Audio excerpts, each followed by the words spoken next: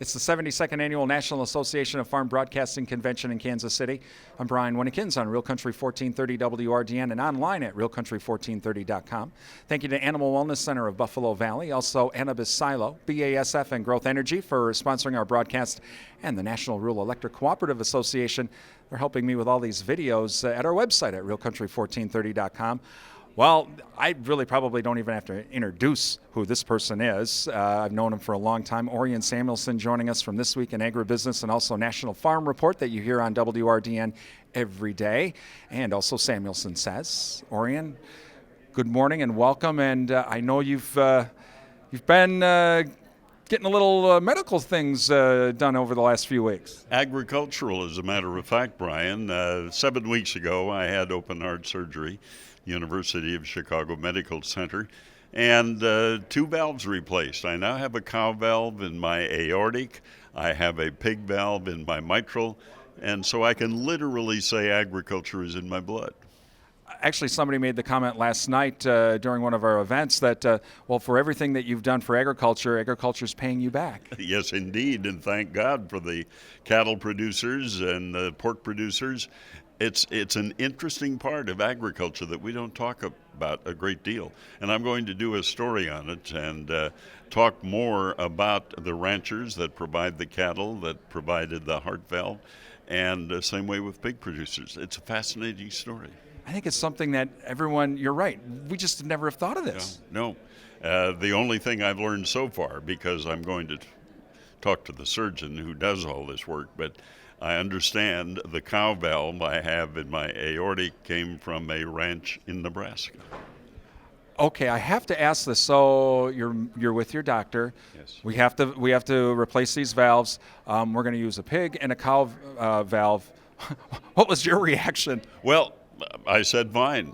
Just make sure they work. And my wife Gloria said, "Does that mean he's going to moo and oink when this is over with?" And the surgeon said, "No, you won't hear any of that." Obviously, for your recovery, you're looking great. Pretty fast recovery? Well, not fast enough for me, but then I talked to the surgeon.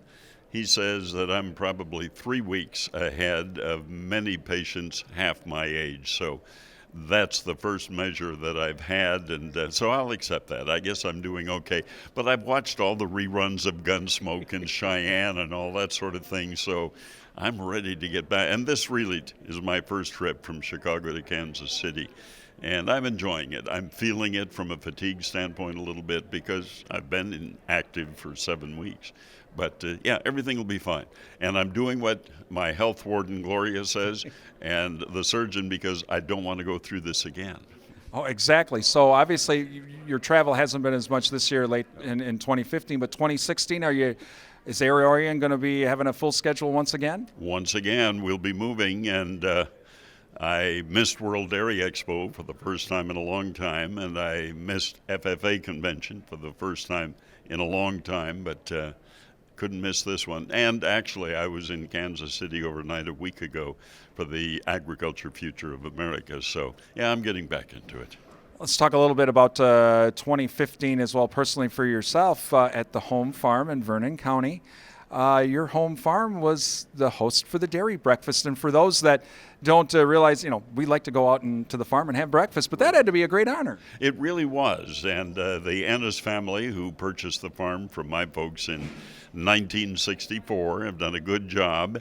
They've remodeled the house, but the bedroom where I was born is still there. And it was just fun to come back and see a lot of the old neighbors, many of them still there, and relive a little bit of my childhood. And we had 2,500 people show up for breakfast. You've talked about this before, about the changes in rural America. Imagine a young Orion Samuelson growing up on the family farm in Vernon County, and your family would have actually hosted the dairy breakfast. It probably would have been a big challenge because there was no electricity. For the first 14 years, we had no electricity. When I'm asked by young people today, what's the biggest change in technology that you have seen in your lifetime, I respond by saying I can not only tell you what it is, I can tell you when it happened. April 11th, 1947, when the rural electric co-op hooked up the Samuelson farm to electricity. What was the reaction for yourself included, but your entire family? Probably the biggest reaction was I could stand at the foot of the stairs to go upstairs to my bedroom, and instead of carrying a kerosene lamp, I flicked a switch, and there was light upstairs in my room. And of course, we did away with hand milking. We had milking machines. My mother threw away the flat irons that she would heat on the wood cook stove to do the ironing. We got a refrigerator so we didn't have to hang perishables down into a 30-foot cistern. Yeah, literally changed everything. I have to ask this because I'm sure I would have done it. Did you just stand at the foot of the stairs? On, off, on, off. I did, because it was fascinating, and I've often marveled on the fact that we never burned down the barn. We'd carry kerosene lanterns and Aladdin lanterns, and I did my homeschool work by Aladdin lamps with the mantles and that sort of thing. And I can understand why there were a lot of barn fires before electricity. As we fast forward now into the 2000s, Rural Electric Cooperative is also helping with bringing that new thing called high-speed internet, which is almost as big of a game changer.